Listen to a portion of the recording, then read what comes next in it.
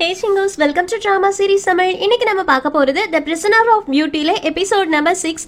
Last எபிசோட்ல heroine 3 நாளா ஊருக்குள்ளே வராம வெளியில புயல்ல கஷ்டப்பட்டுட்டு இருக்காங்க அப்படின்ற விஷயம் தெரிஞ்ச உடனே ஹீரோ போயிட்டு பிரைடல் ஸ்டைல்ல ஊருக்குள்ளாடி தூக்கிட்டு வராங்க. இப்போ லியாங் டயோ கிட்ட போயிட்டு நான் தான் சொன்னேன்ல ஹீரோ இந்த மாதிரிலாம் மனசாட்சி இல்லாம பண்ண மாட்டான்னு சொன்ன உடனே டயோ லியாங்கோட கால்ல ஏறி ஒரு மிதிச்சிட்டு என்னடா நீ சொல்லிட்டு இருக்க, அவ 3 நாளா காய்ச்சல்ல வெயில்லையும் மழையிலையும் கஷ்டப்பட்டுட்டு இருந்திருக்கா, இவ்ளோ லேட்டா வந்துட்டு பேச்ச பாரு அப்படின்னு திட்டிட்டு இருக்காங்க. லியாங்குக்கு ஒரே அவமானமா போச்சு. அதனால பக்கத்துல சிரிச்சிட்டு இருக்கக்கூடிய தளபதிகளை பார்த்து என்னடா சிரிச்சிட்டு இருக்கீங்க, போங்கடா உள்ள அப்படின்னு துரத்தி விட்டுட்டு எப்படி ஹீரோ ஹீரோயினா ப்ரொடெக்டிவா பாத்துருக்காங்களோ அதே மாதிரி லியாங் தன்னோட பின்னாடி தொங்கிட்டு இருக்கோம்ல ஷால் அதை எடுத்து டயோவோட மேல மூடுற மாதிரி போறாங்க. டயோ பின்னாடி திரும்பி பார்த்துட்டு என்னடா பண்ணிட்டு இருக்கேன்னு கேக்குறதுக்கு எனக்கும் ஒரு நினைச்சா கவலையா இருக்கு, நீ மழையில நினைச்சிட்டு இருக்கல அதனாலதானே.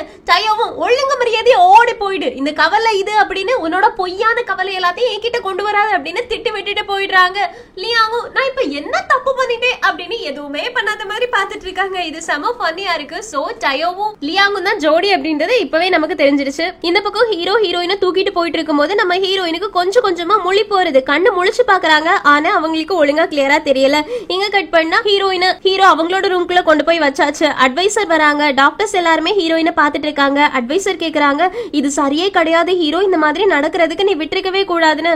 ஹீரோவும் நான் என்ன பண்றது, நான் நிஜமாவே ரொம்ப பிஸியா இருந்தேன், அது மட்டும் இல்லாம டாக்டர்ஸ் வந்து பாத்துட்டு அவன் நல்லா தான் இருக்கான்னு சொல்றாங்க, சோ ஒரு பிரச்சனையும் கிடையாதுன்னு. அட்வைசரும் என்ன பிரச்சனை கிடையாது, நீ உன்னோட ஒய்ஃப அடிப்பட்ட ஒய்ஃப 3 நாளா வெளியில இருக்க வச்சிருக்க, அது மட்டும் இல்லாம புயல் மழையில அவ கஷ்டப்பட்டு இருந்திருக்கா, இந்த விஷயம் மட்டும் யான் சொசைட்டிக்கு தெரிய வந்துச்சுன்னா என்ன ஆகும், அதனால அவ கண்ணு முழிச்ச உடனே அவகிட்ட போயிட்டு சாரி சொல்லுன்னு. ஹீரோ எந்த பதிலுமே சொல்லாம அமைதியா நின்னுட்டு இருக்காங்க. எங்க கட் பண்ணா ஹீரோயின் முழிக்கிறாங்களா, அசிஸ்டன்ட்ஸ் எல்லாரும் மெதுவா மெதுவா மெதுவா அப்படின்னு தூக்கி உட்கார வைக்கிறாங்க. அப்ப ஹீரோயினும் நான் எத்தனை நாளா தூங்கிட்டு இருந்தேன்னு கேக்குறதுக்கு 2 நாள் முழுசா தூங்கிருக்க, ஒரு நைட்டு தூங்கிருக்க, கண்டிப்பா உனக்கு பசி எடுக்கும். டயோ இப்ப கிச்சனுக்கு போயிருக்கா, அவ கொஞ்ச நேரத்திலே கஞ்சி ரெடி பண்ணி கொண்டு வந்துருவா, அதுக்கப்புறமா நீ குடிக்கலான்னு. ஹீரோயினும் நான் எங்க இருக்கேன் அப்படின்னா அங்க எங்கன்னு சுத்தி பாக்குறாங்களா. அப்ப அசிஸ்டன்ட் சொல்றாங்க உனக்கு ஹை ஃபீவரா இருந்ததுனால ஹீரோ உன்ன அவனோட ரூம்கே கூட்டிட்டு வந்திருக்கான், அது மட்டும் இல்லாம டாக்டர்ஸ் எல்லாருமே வந்து பார்த்தாங்க, நீ நல்லா தான் இருக்கன்னு தெரிஞ்சதுக்கு அப்புறமா தான் ஹீரோ இங்க இருந்து போனா. ஆனா என்ன, டாக்டர் போன உடனே சூயா அப்படின்னு ஒரு பொண்ணு வந்தா, அவ உன்னோட மாமியார், ஹீரோவோட ரூம்ல நீ ஸ்டே பண்ண கூடாது, உனக்காக சைட் சேம்பர்ஸ் அப்படின்னு ஒரு இடத்தை ஒதுக்கி வச்சிருக்காங்க, அங்க போய் நீ ஸ்டே பண்ணணும்னு சொன்னாங்க. ஆனா நம்ம என்ன பண்றது அப்படின்றத நாங்க இன்னும் டிசைட் பண்ணல, நீ முழிக்கிறது வரைக்கும் நாங்க வெயிட் பண்ணிட்டு இருந்தோம். ஹீரோயின் என்ன பதில் சொல்லன்னு தெரியாம யோசிச்சுட்டு இருக்கும்போது ஹீரோ உள்ள வராங்களா. சோ அசிஸ்டன்ட்ஸ் எல்லாரும் வெளியில போயிடுறாங்க.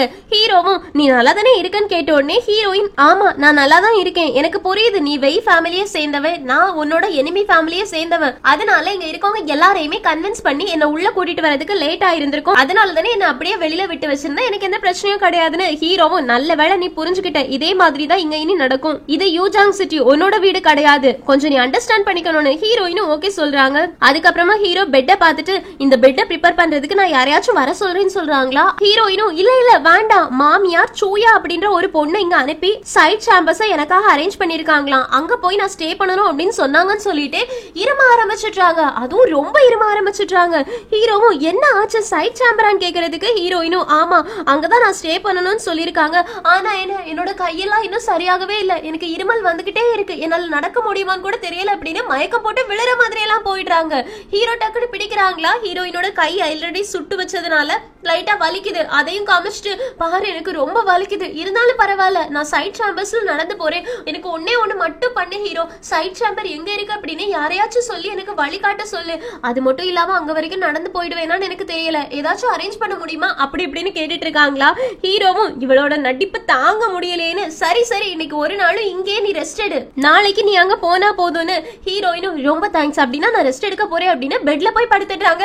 இவ்வளவு நேரம் இருமிட்டு இருந்த ஹீரோயின் இப்ப இருமவே காணுமா. ஹீரோக்கு என்ன பண்றது, இவ நிஜமாவே ஆக்டிங் பண்ணிட்டு இருக்காளா இல்லனா உண்மையாவே இவளுக்கு இருமல் இருக்கா ஐயோ அப்படின்னு புரியாம அங்க இருந்து போயிடுறாங்க. இப்ப அசிஸ்டன்ட்ஸ் எல்லாரும் உள்ள வந்த உடனே ஹீரோயின் கேக்குறாங்க அவன் போயிட்டானான்னு. அசிஸ்டன்ட்ஸும் ஆமா போயிட்டான், நம்ம இப்ப என்ன பண்றது சைட் சேம்பருக்கு போகணுமான்னு கேக்குறதுக்கு ஹீரோயினும் இல்ல இல்ல முடியாது, 3 நாளா என்ன ஊருக்குள்ளே வரவிடாம வெளியில நிக்க வச்சிருக்காங்க, இப்போ உள்ள வந்த உடனே என்ன சைட் சேம்பருக்கு அனுப்ப ட்ரை பண்ணிட்டு இருக்காங்க, சோ அவங்க இஷ்டத்துக்கெல்லாம் நான் ஆடிட்டு இருந்தேன் அப்படின்னா இங்க நான் எப்படி சர்வே பண்றது, அதனால அப்படிலாம் என்னால போக முடியாதுன்னு அசிஸ்டன்ட்ஸும் சூப்பர் ஹீரோயின் இதே மாதிரி ஆக்டிங் கண்டினியூ பண்ணு அப்படின்னு என்கரேஜ் பண்ணிட்டு இருக்காங்க. அதே நேரத்துல அந்த பக்கம் சூயா ஹீரோட அம்மா கிட்ட போயிட்டு ஹீரோ உள்ள வரும்போது ஹீரோயினை அவனோட ரூம்க்கு கூட்டிட்டு போயிட்டான்னு. அவங்க அம்மாவும் ரொம்ப கோவமா, அவளுக்கு எவ்வளவு தைரியம் இருக்கணும், ஏன் பையனோட ரூம்குள்ளாடி அவ எப்படி என்டர் ஆகலாம் அப்படின்னு கேட்டுட்டு இருக்காங்க.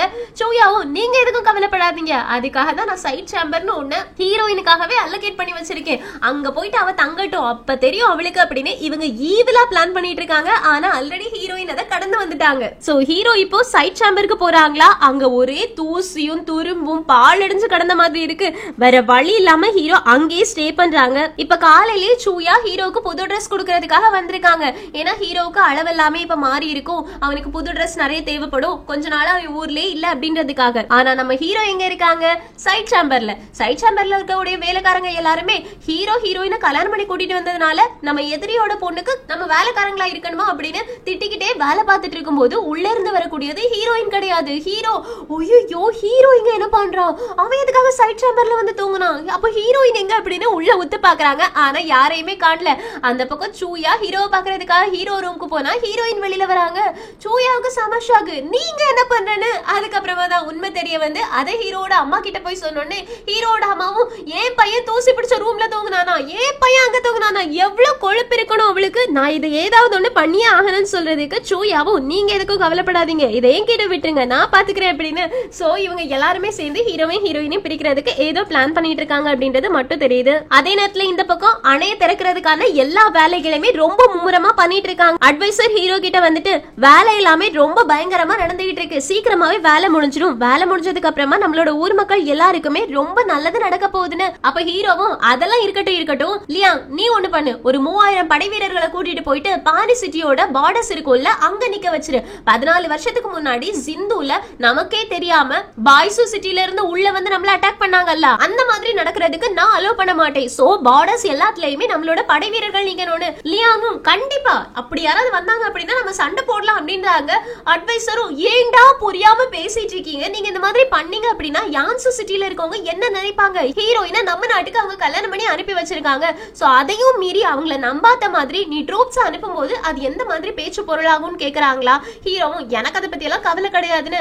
அதுக்கு அட்வைசரும் சரி அவங்கள பத்தி கவலைப்பட வேண்டாம், நீ ஒரு பொண்ணை கல்யாணம் பண்ணி கூட்டிட்டு வந்திருக்கே, அந்த பொண்ணுக்கு இந்த விஷயம் தெரிஞ்சது அப்படின்னா அவ என்ன ஃபீல் பண்ணுவா, ஏதோ நீ பானி சிட்டியை தவிர வேற எல்லா நாடுகளையுமே கைப்பற்றுறதுக்காக படை வீரர்களை அனுப்பி வச்ச மாதிரி அவ ஃபீல் பண்ணுவான்னு கேக்குறதுக்கு ஹீரோவும் எனக்கு தெரியாது, அவ என்ன நினைச்சாலும் அது அவளை பொறுத்தது, நான் அவகிட்ட ஆல்ரெடி கல்யாணத்தன்னைக்கே சொல்லிட்டேன் நீ வெய் சிட்டியை சேர்ந்தவ, கியூ கிளானுக்கும் உனக்கும் இனி சம்பந்தமே கிடையாது அப்படின்னு. சோ அவ என்ன நினைக்கிறாளோ எனக்கு கவலை கிடையாதுன்னு. சோ ஹீரோயினுக்கு இந்த விஷயம் தெரியவே இல்ல. இந்த பக்கம் ஹீரோயின் டயோ கிட்ட கேக்குறாங்க நீ ஏதாவது பிசினஸ் ஏதாவது இங்க ஸ்டார்ட் பண்ணியா அப்படின்னு. டயோவும் நான் நிறைய இடங்கள்ல கேட்டுட்டு இருக்கேன், கூடிய சீக்கிரமே இங்க இருக்கக்கூடிய கடைகள் எல்லாத்துக்கும் என்ன பிசினஸ் நம்ம பண்ணா செட் ஆகும் அப்படின்றத விசாரிச்சு ஆரம்பிச்சிடுறேன்னு. ஆக்சுவலி நம்ம ஹீரோயின் இனி ஒரு நாட்டுக்கு வந்தா கூட ஒருவேளை ஹீரோட ஃபேமிலி இவங்களுக்கு ஏதாவது குடைச்சல் கொடுத்தாங்கன்னா இவங்களுக்கு காசு தேவைப்படும், அதுக்காக பிசினஸ் பண்ணலாம் அப்படின்னு முடிவு பண்ணிருக்காங்க. இப்ப ஹீரோ அவங்களோட ரூமை கிராஸ் பண்ணி போகும்போது அங்க லைட் எல்லாமே இருக்கு.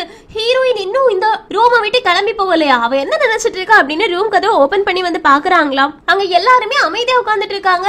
ஹீரோவும் ஹீரோயின் நீ இன்னும் சைட் சேம்பருக்கு போகலையான்னு கேக்குறதுக்கு ஹீரோயினும் இப்போ உடனே கிளம்பிடுறேன் அப்படின்னு பயங்கரமா இரும ஆரம்பிச்சிட்டாங்க.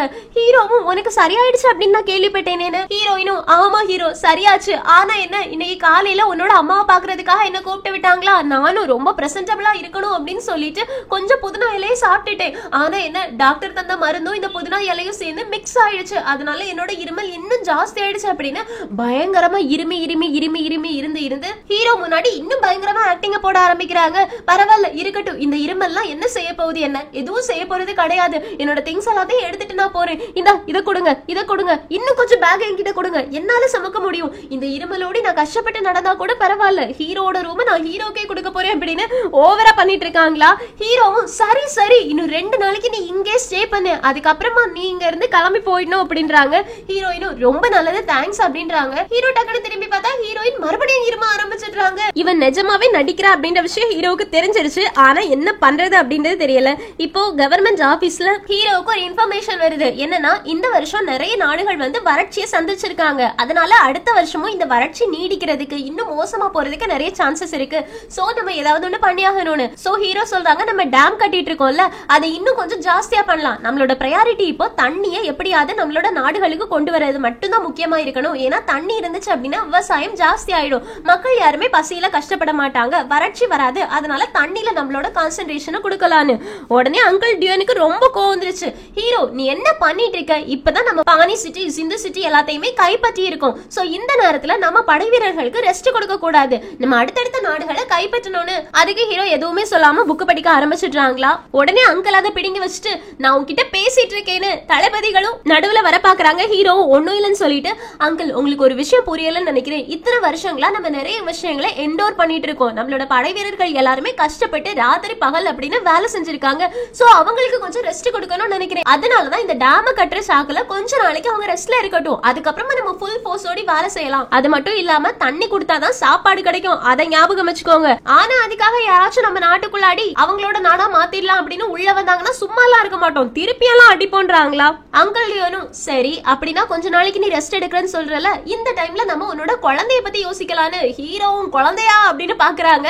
அங்கிள் லியோனும் ஹீரோயின் ஒரு வருஷத்துக்கு உனக்கு குழந்தை பத்தி தர முடியாது, ஏன்னா அவளோட தாத்தா இறந்து போயிருக்காங்க, நீங்க ரெண்டு பேரும் ஒன்னா இருக்க கூடாது. அதனால இப்ப நீ கொஞ்ச நாள் ரெஸ்ட் எடுக்கிறேன்னு சொல்லிருக்கல, இந்த டைம்ல ஒரு கான்குபைன் வச்சுக்கோ, ஒரு குழந்தைய பெத்துக்கோன்னு.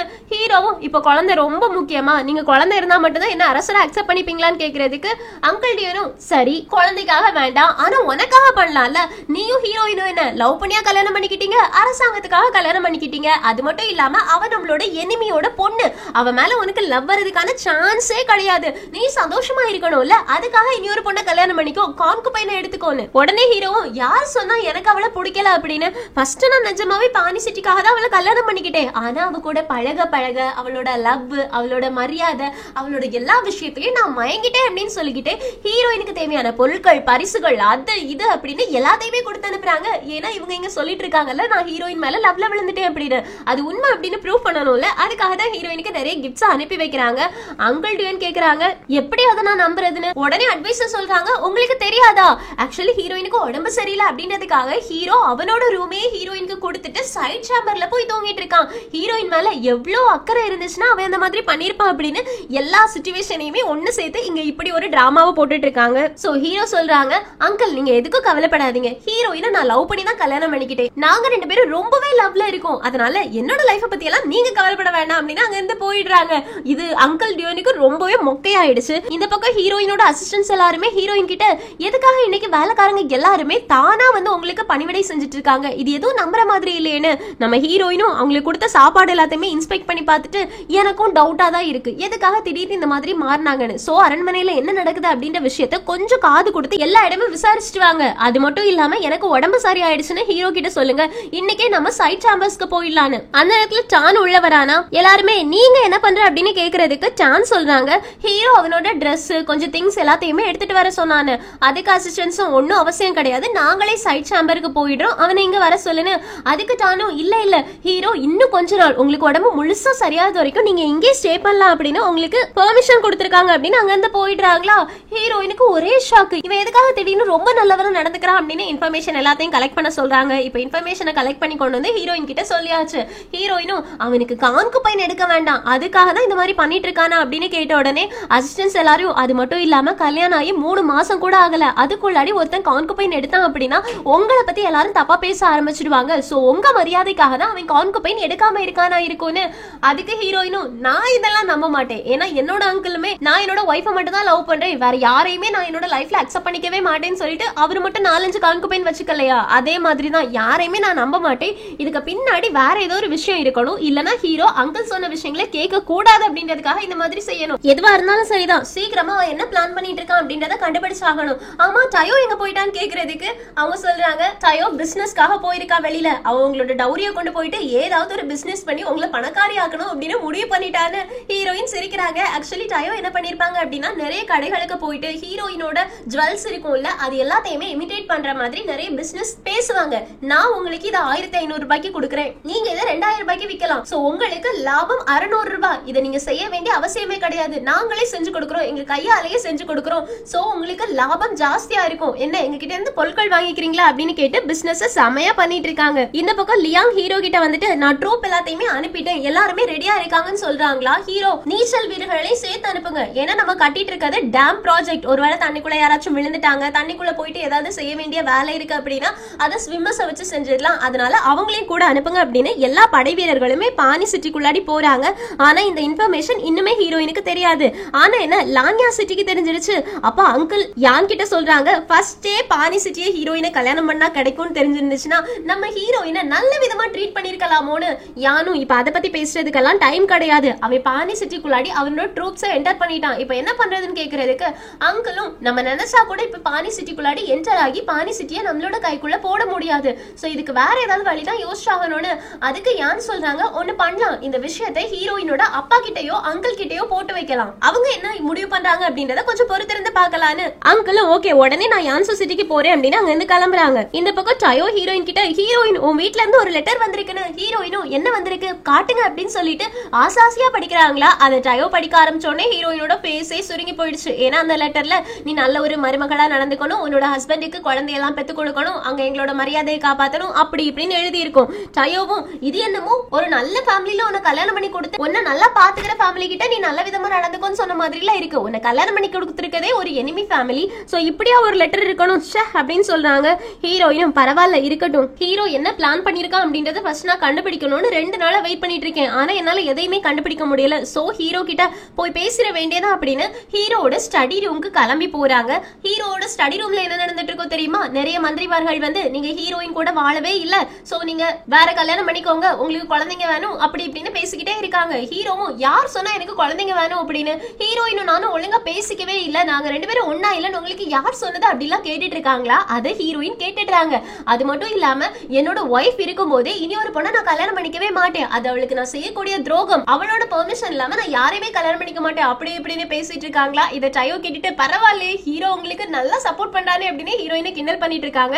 ஹீரோயினுக்கும் பேஸ் எல்லாம் ரெட் ஆயிடுச்சு. அப்ப ஜான் ஹீரோயின் வெளியில நிக்கிறத பாத்துட்டாங்க. ஹீரோயின் நீங்க எங்க என்ன பண்ணிட்டு இருக்கீங்க அப்படின்னு கேக்குறதுக்கு நான் ஹீரோக்கு சாப்பாடு கொடுக்க வந்திருக்கேன்னு சொல்றாங்களா. உடனே ஜானும் இங்க வெயிட் பண்ணுங்க அப்படின்னு உள்ள போயிட்டு ஹீரோ கிட்ட சொல்றாங்க. ஹீரோ என்னோட ஒய்ஃப் என்ன பாக்குறதுக்காக வந்திருக்கா, உள்ளவே விடலையா, அவைய மேல அக்கறையா எனக்கு சாப்பாடு கொண்டு வந்திருக்கான்னு. உடனே ஜான் சொல்றாங்க நீங்க தானே சொல்லிருக்கீங்க ஒரு பொண்ணையுமே என்கிட்ட கேட்காம ஸ்டடி ரூம்குள்ள விடக்கூடாதுன்னு, அதனாலதான் நான் விடலன்னு. ஹீரோவும் அது பொண்ணுங்களுக்குடா, இது ஹீரோயின் என்னோட ஒய்ஃப் அப்படின்னு சொல்லிட்டு மந்திரிமார்கள் எல்லாரையுமே பாக்குறாங்க. இவங்க கிட்ட ஹீரோயின் மேல நான் நிஜமா லவ்ல இருக்கேன் அப்படின்றது நிரூபிக்கணும்னா என்ன பண்ணணும், இவங்களே போயிட்டு ஹீரோயினை உள்ள கூட்டிட்டு வரணும். அதனால நானே போயிட்டு என்னோட ஒய்ஃபை உள்ள கூட்டிட்டு வரேன்னு வெளியில போயிட்டு ஹீரோயினோட கையை பிடிச்சு உள்ள கூட்டிட்டு வராங்களா. ஹீரோயினுக்கு செம்ம ஷாக்கிங் ஆயிடுச்சு. ஹீரோயின் இப்ப ஹீரோட கையை உதறி விட்டுட்டு எல்லாருக்குமே வணக்கம் வைக்கிறாங்க. எல்லாருமே திரும்ப ஹீரோயினுக்கு வணக்கம் வச்சுட்டு இருக்காங்க. அதுக்கப்புறமா நம்ம ஹீரோ என்ன பண்ணாங்கன்னா உனக்கு குளிரும் எதுக்காக இந்த டைம்ல வந்த இரு அப்படின்னு அவங்களோட கோட்டை கழுத்தி ஹீரோயினுக்கு எல்லார் முன்னாடியும் போட்டு கொடுத்து நானும் என்னோட ஒய்ஃபும் ரொம்ப லவ்ல இருக்கும் அப்படின்ற மாதிரி காட்டுறாங்க. ஹீரோயினுக்கு பிளஷ் ஆயிடுச்சு. அதுக்கப்புறமா நீ உள்ள வரதுக்கு யாருக்கிட்டயுமே பெர்மிஷன் கேட்க வேண்டியது கிடையாது, எப்பவுமே நீ உள்ள வரலாம்னு சொன்னாங்களா. சோ எல்லாருமே நடக்கட்டும் நடக்கட்டும், இவங்க 2 பேரும் ரொமான்ஸ் பண்ணட்டும், நம்ம வெளியில போலாம் அப்படின்னு வெளியில போயிடுறாங்க. இப்ப நைட் ஆனதுக்கு அப்புறமா நம்ம ஹீரோயினா ஹீரோ வா ரூமுக்கு போலாம் அப்படின்னு வெளியில கூட்டிட்டு போறாங்க. அப்ப நம்ம ஹீரோயினும் எனக்கு உடம்பு சரியாயிடுச்சு அதனால நான் சைட் சாம்பர்ஸ்க்கு போறேன்னு சொல்றாங்க. ஹீரோவும் பரவாயில்ல இருக்கட்டும், உன்னோட உடம்பு முழுசா சரியாவது வரைக்கும் நீ என்னோட ரூம்லயே ஸ்டே பண்ணிக்கோணும், ஏன்னா இவங்க எல்லா மந்திரிகள் கிட்டயுமே போய் சொல்லி வச்சிருக்காங்கல்ல, அதை உண்மை அப்படின்னு நிரூபிக்கணும்ல, அதுக்காக தான். இப்ப ஹீரோ நடந்து போயிட்டு இருக்காங்க. ஹீரோயின் பின்னாடி போகும்போது நல்லா மழை பெஞ்சதுனால தண்ணி அங்க எங்கன்னு கட்டி கிடக்குது. ஹீரோயினோட ட்ரெஸ் வேற கீழே வரைக்கும் இழுக்கும். ஹீரோயினோட ட்ரெஸ் நனையாம இருக்கணும்ன்றதுக்காக அங்க இங்க திரும்பி பார்த்து எப்படிரா போறது அப்படின்னு பாத்துட்டு இருக்காங்களா. அதை ஹீரோ கவனிச்சிட்டாங்க. அதனால ஒரு நிமிஷம் கூட யோசிக்காம டக்குன்னு போயிட்டு ஹீரோயினை அலைக்கா பிரைடல் ஸ்டைல்ல தூக்கி கொண்டு போயிட்டு விடுறாங்களா. ஹீரோயினுக்கு பிளஷிங் ஆயிடுச்சு. ஹீரோயினுக்கு வெக்கமா வந்துருச்சு. இப்ப ஹீரோயினோட கண்ணவே செவந்து கிடக்குதா. எல்லாரும் வந்துட்டு ஹீரோயின் உடம்பு சரியில்லையான்னு கேட்க இல்ல நான் நல்லாதான் இருக்கேன்னு சொல்றாங்க. அதுக்கப்புறமா தான் ஹீரோ இன்னைக்கு ஒண்ணு எப்படி தூக்கிட்டு வந்தாங்களோ இதே மாதிரிதான் அன்னை கூட தூக்கிட்டு வந்தானு. அன்னைக்கா என்னைக்குன்னு கேட்கும் போது நம்ம ஊருக்குள்ள வந்தோமே அப்ப ஹீரோ தான் உன்னை தூக்கிட்டு வந்தது. ஹீரோயினும் அப்படின்னா அது கனவு இல்லையா உண்மையா அப்படின்னு நினைச்சு பிளஷ் பண்ண ஆரம்பிச்சிடுறாங்க. அப்ப ஜான் கதவை தட்டிட்டு ஹீரோயின் கிட்ட உங்களுக்காக ஹீரோ கொஞ்சம் ட்ரெஸ் கொடுத்து விட்டுருக்காங்க, இதுல நீங்க தேவையான ட்ரெஸ் ஸ்டிச் பண்ணிக்கணுமா, நீங்க இப்ப உங்க தாத்தாவுக்காக பிரேயர் பண்ணிட்டு இருக்கிறதுனால லைட் கலர் ட்ரெஸ் அவன் கொடுத்து விட்டான்னு. ஹீரோயினுக்கு இன்னும் வெக்க வந்துருச்சு. ஹீரோ நம்மளை பத்தி எவ்வளவு கவலைப்படுறான் அப்படின்னு ரொம்ப சந்தோஷமாயிடுறாங்க. ஹீரோக்கு தேங்க்ஸ் சொல்றாங்க. சோ இதுக்கு தேங்க்ஸ் சொல்ற விதமா அடுத்த நாள் காலையிலேயே ஹீரோவை பாக்குறதுக்காக ஹீரோட ரூமுக்கு போறாங்க. ஆனா அங்க இருக்க வேலைக்காரங்க எல்லாருமே இவளுக்கு எவ்வளவு தைரியம் ஹீரோவை தேடி இங்கே வந்துட்டாளா அப்படின்னு தப்பா பேசுறாங்க. டயோ திட்ட போகும்போது ஹீரோயின் இல்ல வேண்டாம் அப்படின்னு அமைதியாக்கிடுறாங்க. இப்ப ஹீரோ வெளியில வராங்களா. நீங்க என்ன பண்றேன்னு ஹீரோயினும் கோட்டை திரும்ப கொடுக்கறதுக்காக வந்தேன்னு. ஆனா ஹீரோ அதை எடுத்து ஹீரோயினுக்கே போட்டு கொடுத்துட்டு இதை நீயே வச்சுக்கோ, என்கிட்ட நிறைய இருக்கு அப்படின்னு சொல்லிட்டு அங்க இருந்து போயிடுறாங்க. ஹீரோயினுக்கு இன்னும் வெக்கமா வந்துருச்சு. சரி அப்படின்னு ஹீரோட ரூம் எப்படி இருக்குன்னு உள்ள போய் பார்த்தா அங்க வெறும் கட்டில் அது இது அப்படின்னு ரொம்ப மொக்கையா கிடக்குமா. அது எல்லாத்தையும் பார்த்துட்டு தயோ கேக்குறாங்க, இந்த ரூமை தான் நமக்காக அவங்க அரேஞ்ச் பண்ணிருந்தாங்களா, நல்ல வேளை எஸ்கேப் ஆயிட்டோன்னு. ஹீரோயினும் அவன் எனக்காக எவ்வளவோ பண்ணிட்டு இருக்கான், அவனுக்காக நான் ஏதாவது பண்ண வேண்டாமான்னு. எல்லாருமே அப்படின்னா நம்ம இதை கிளீன் பண்ணணும்னு சொல்ல வரீங்களான்னு கேக்குறதுக்கு ஹீரோயினும் நம்ம எதுக்கு பண்ணணும், அதான் இங்க வேலைக்காரங்க நிறைய பேர் இருக்காங்களே, நம்மளை பத்தி தப்பா பேசுறாங்கல்ல, அவங்க இதெல்லாத்தையும் பண்ணட்டும், அவங்கள நம்ம வேலை வாங்கலாம் அப்படின்னு வேலைக்காரங்களை வேலை வாங்க ஆரம்பிக்கிறாங்க. இது செம ஃபன்னியா இருக்கு. அதுக்கப்புறமா ஹீரோயின் பக்கத்துல இருக்கக்கூடிய ஒரு ஷூவை பாக்குறாங்க, அதோட சைஸ அளவெடுத்து வச்சுக்கிறாங்க. அதுக்கப்புறமா சயோ கிட்ட சொல்லி லியாங் கிட்ட போயிட்டு ஹீரோக்கு என்ன சாப்பாடு பிடிக்கும் அந்த மாதிரி விஷயங்களை கேட்டுட்டு வா அப்படின்னு அனுப்பி வைக்கிறாங்க. சோ லியாங்க பாக்குறதுக்காக சயோ போறாங்களா. சயோவும் நான் உங்ககிட்ட ஒரு விஷயம் கேட்கணும்னு. லியாங்கும் மிலிட்டரி சம்பந்தப்பட்ட விஷயங்கள், ஹீரோவை பத்தின விஷயங்கள், இது எதையும் என்கிட்ட கேட்காத, வேற எதுவா இருந்தாலும் கேளுன்னு. அதுக்கு சயோவும் நான் உன்னை பத்தி தான் கேட்க வந்திருக்கேன்னு. லியாங்கும் என்ன பத்தியா, என்ன வேணும்னு கேக்குறதுக்கு நீ என்ன சாப்பிடுவ, என்ன பிடிக்கும் அப்படி இப்படின்லாம் கேக்குறாங்க. ஆக்சுவலி இது எதுக்காக அப்படின்னா நீ சாப்பிடுற விஷயத்த சொல்லும் போது அப்படியே ஹீரோ சாப்பிடுற விஷயத்தையும் கேட்டுடலாம்ல, அந்த மாதிரி தான் சயோ போட்டு வாங்குறாங்க. லியாங் சொல்லக்கூடாதுன்னு நினைச்சு அவ்வளவு விஷயத்தையுமே சயோ கிட்ட சொல்லிடுறாங்க. இப்போ லியாங்குக்கு சயோ எதுக்காக என்கிட்ட இதெல்லாம் வந்து கேட்டா அப்படின்னா ஆச்சரியமா இருக்கு. அதனால தளபதிகள் கிட்ட போய் கேக்குறாங்க. தளபதிகளும் ஒரு பொண்ணு நீ என்ன சாப்பிடுற, என்ன பண்ணுவ, உன்னோட ஷெட்யூல் என்ன, நீ எங்க போவ வருவ அப்படின்ற விஷயத்தெல்லாம் கேக்குறா அப்படின்னா அவளுக்கு ஒண்ணு பிடிச்சிருக்குன்னு அர்த்தம்னு. லியாங்கும் என்ன நீங்க சொல்றீங்க, ஒருவேளை சயோக்கு என்ன பிடிச்சிருக்கும் அப்படின்னு அப்படியே வானத்துக்கு போக ஆரம்பிச்சிடுறாங்க. ஆனா சயோ என்ன பண்ணிருப்பாங்க, எல்லா டீடைல்ஸையும் கொண்டு வந்து ஹீரோயின் கிட்ட காமிச்சு ஹீரோயின் ஹீரோக்கு பிடிச்ச டிஷஸ் இதெல்லாம் அப்படின்றாங்க. ஹீரோயினும் இது எல்லாத்தையும் சமைச்சிடு, ஹீரோவுக்கு நம்ம நைட்டு கொண்டு போய் கொடுக்கலான்னு. சோ சயோ சமைக்கிறதுக்காக போயிடுறாங்க. இப்ப நைட்டு கொண்டு வந்து கொடுக்கவும் செஞ்சாச்சு. இப்ப ஹீரோ ரூம்குள்ள வந்து சாப்பாடு எல்லாத்தையும் பாக்குறாங்க, பெட் எல்லாம் அரேஞ்ச் பண்ணிருக்கத பாக்குறாங்க. இதெல்லாம் யார் பண்றதுன்னு கேக்குறதுக்கு சானும் ஹீரோயின் தான் சொல்றாங்களா. ஹீரோவும் அவ எனக்காக இவ்ளோ பண்றா, அவ இங்க வந்ததுல இருந்தே நான் பாட்டியை பாக்குறதுக்காக அவளை கூட்டிட்டு போகவே இல்ல, அதனால நாளைக்கு நான் பாட்டியை பாக்குறதுக்காக அவளை கூட்டிட்டு போறேன்ற இன்ஃபர்மேஷனை மட்டும் அவகிட்ட சொல்லிடுன்னு சானும் இந்த விஷயத்த போய் சொல்றாங்க. சோ அடுத்த நாள் காலையிலே ஹீரோயின் அழகா ட்ரெஸ் பண்ணிட்டு ஹீரோ ரூம் முன்னாடி வந்து நிக்கிறாங்க. ஹீரோவும் காலையில இங்க வந்து நிக்கிறியா அப்படின்னு கேக்குறதுக்கு ஹீரோயினும் ஆமா நீ தானே பாட்டியை பாக்குறதுக்காக கூட்டிட்டு போவேன்னு சொன்ன, அதனால தானே. ஹீரோவும் சரி வா அப்படின்னு நடக்க ஆரம்பிக்கிறாங்க. ஆனா என்ன வேகமா நடக்கிறாங்களா. ஹீரோயின் பின்னாடி ஓடி போயிட்டு ஏய் ஹீரோ கொஞ்சம் மெதுவா நடைய அப்படின்றாங்க. ஹீரோவும் ஏன்னு கேக்குறதுக்கு ஹீரோயினும் உனக்கு தான் பெரிய கால் இருக்கு, நீ பெருசா நடப்ப, நான் பின்னாடி ஓடி வர வேண்டியதெல்லாம் இருக்கு, அது மட்டும் இல்லாம என்னோட ட்ரெஸ்ஸை பாரு, நான் அழகா ட்ரெஸ் பண்ணணும் அப்படின்றதுக்காக இந்த மாதிரி ட்ரெஸ் பண்ணிருக்கேன், என்னால வேகமா நடக்க முடியாதுன்னு. சோ ஹீரோ கொஞ்சம் தூரம் நடந்து போயிட்டு ஹீரோயினுக்கு சிக்னல் கொடுக்குறாங்க. ஹீரோயினும் இப்படின்னா என்ன அப்படின்னு கேக்குறாங்களா. ஹீரோவும் நான் என்ன சைன் லாங்குவேஜ்லயே அவங்க கிட்ட பேசிட்டு இருக்கு, நீ தான் சொன்னல உன்னோட கால் ரொம்ப குட்டியா இருக்கு, உன்னால வேகமா நடக்க முடியாதுன்னு, சோ நீ முன்னாடி போ, நீ கொஞ்சம் தூரம் போனதுக்கு அப்புறம் நான் பின்னாடி வந்து ஃபாலோ பண்ணிக்கிறேன்னு. ஹீரோயினும் அப்படியா என்ன நீ ஃபாலோ பண்ணுவியான்னு கேட்டுட்டு குடுக்குறோன்னு ஓட ஆரம்பிக்கிறாங்க. ஹீரோவும் என்னமோ எக்ஸசைஸ் எல்லாம் பண்ணிட்டு ஹீரோயின் கிட்ட நீ எவ்வளவு தூரம் போனாலும் நான் நடந்தே வந்து ஒன்னு பிடிச்சிருவேன் அப்படின்ற மாதிரி பந்தா காமிச்சிட்டு ஃபர்ஸ்ட் மெதுவா நடக்க ஆரம்பிச்சு ஹீரோயின் தள்ளி போனோடனே வேகமா ஓடி போறாங்க. சோ ஹீரோக்குள்ளேயும் ஒரு சின்ன குழந்தை இருக்காங்க அப்படின்றது நமக்கு தெரியுது. எங்க சிங்கிட்ட வந்து இந்த எபிசோட் முடியுது. ஹீரோவும் ஹீரோயினும் எலியும் போனே மாதிரி சண்டை போட்டுக்கிட்டாலும் ஒருத்தர் வெளியில யார்கிட்டயுமே விட்டு கொடுத்துக்கல. இது இப்படியே கண்டினியூ ஆகுமா இல்லனா இவங்க ரெண்டு பேருக்குள்ள சண்டை வருமா அப்படின்ற எல்லாத்தையுமே அடுத்தடுத்த எபிசோட் பார்த்து தெரிஞ்சுக்கலாம். அடுத்தடுத்த எபிசோட் ரொம்ப இன்ட்ரெஸ்டிங்கா இருக்கும். சோ மிஸ் பண்ணாம அடுத்தடுத்த எபிசோட்காக வெயிட் பண்ணுங்க. இந்த எக்ஸ்பிளனேஷன் உங்களுக்கு பிடிச்சிருச்சுன்னா லைக் பண்ணுங்க, மறக்காம சேனலை சப்ஸ்கிரைப் பண்ணிடுங்க. Thank you friends, take care, bye bye.